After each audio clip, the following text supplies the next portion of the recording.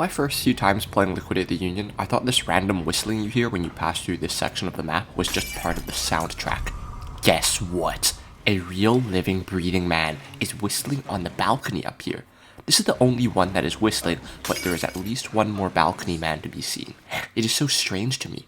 There are no direct answers as to who these fellows are, where they came from, and why they're whistling. I kinda prefer it that way. Let's maintain the mystery, please, Red Barrels. That way we can have some fun speculating. Because you cannot ping this man, and because even your projectiles phase through him, some have theorized or joked that this guy is a ghost.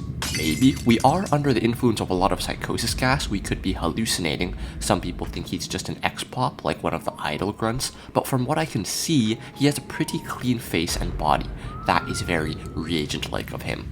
Speaking of, some believe him to be one of the reagents who escaped from the Signala facility on April 8th. If that's the case, what reason would this guy have had to return? Did he just want to come stand on this balcony and whistle? How would he have evaded the security and made it back here? To me, this is the most far-fetched theory of all, even more far-fetched than him being a ghost. But you never know. Funnily enough, his whistling counts as part of the game's sound effects rather than the music, so I muted the music and found I could hear him whistling quite purely, except for when Sardine decided to tweak out and interrupt me from down below. I even tried to join him in the whistling, because maybe somehow that would make him look at me and wave or something. In the audio I discovered that my whistling sounds quite similar to his, so it is hard to differentiate, but here, see if you can hear the difference between his and my whistling.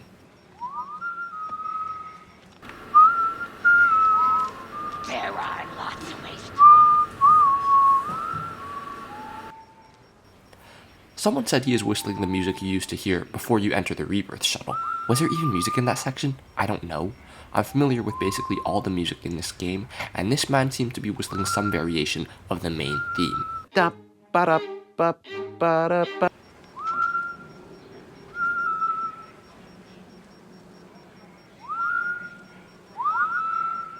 There is other notable music in this trial.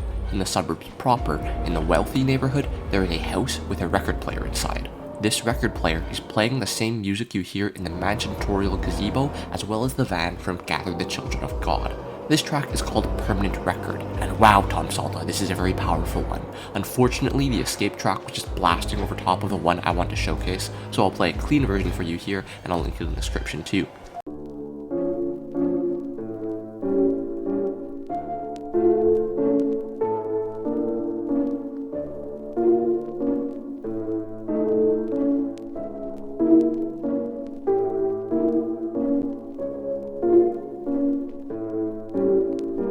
Tom Salta, with what praise could I possibly overstate your genius? It's a kind of dark, very cold waltz, and it instills within me a great sense of loneliness and abandonment. I like it. I can't neglect to mention the flamingo hunt. Many of the recent trials have had these Easter egg hunts where you go look for the 10 hidden ducks, or the 10 seagulls, or the post-it notes or whatnot. In this trial, there are 10 flamingos, and I certainly didn't bother finding them. My friend Merpriddle spent no less than 5 hours finding them all with some friends of theirs. In the description, I will link their Steam guide showing where to find them all. Hakata also has a 1 minute 30 seconds YouTube guide, which should be easy enough to follow. Yes, there is a reward for finding and pinging all the flamingos. Every time a new main trial comes out, it's a good bit of fun to look around the environment in the backgrounds behind the gated off areas and make predictions about the blocked off pathways which might become accessible in the MK challenges to come. I am almost certain that in the future we will get to walk on that stage and up these gated off stairs. I really want to explore this whole town hall type building, and I think we will get to. The radios in this trial are bulked up in complexity compared to how they were introduced to us almost 2 full years ago in Cleanse the Orphans. A powerful tip to finding where the symbol is painted on the radio is to follow the splattering paths of white paint. I'm not sure how many people noticed this.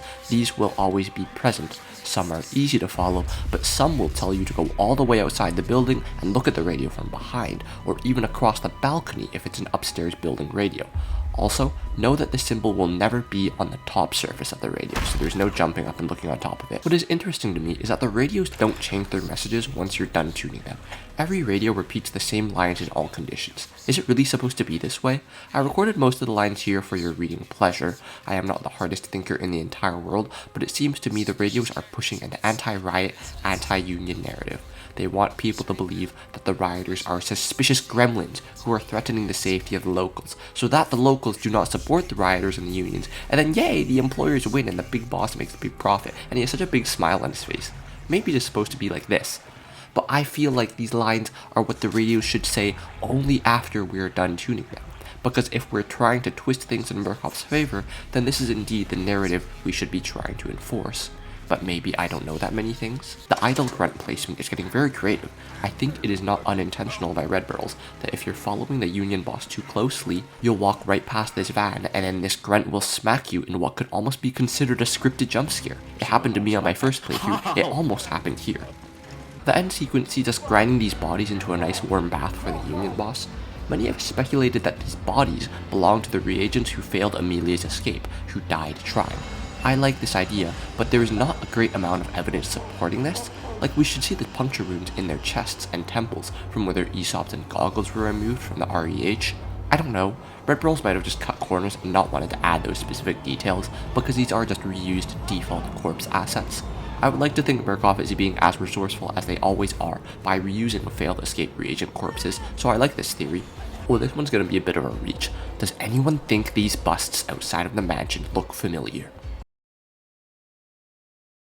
Rosie, Red Barrel's community manager, said Whitehorn is officially cancelled. But guess what? He's also officially being treated for a rare and unusual STD. And we also see his advertisements and logos everywhere still, notably in the docks map. Ah, what an unkind mural. He says my family is gone, but that was for a good cause. I like that this idle grunt is making good use of the vomit animation that is normally induced by the jammer rig. Also, Franco refuses to shoot me through the body of this idle grunt. He runs up and chases me as if I'm hiding behind any normal object. Nice little detail. Guys, thanks for watching. If you like this video,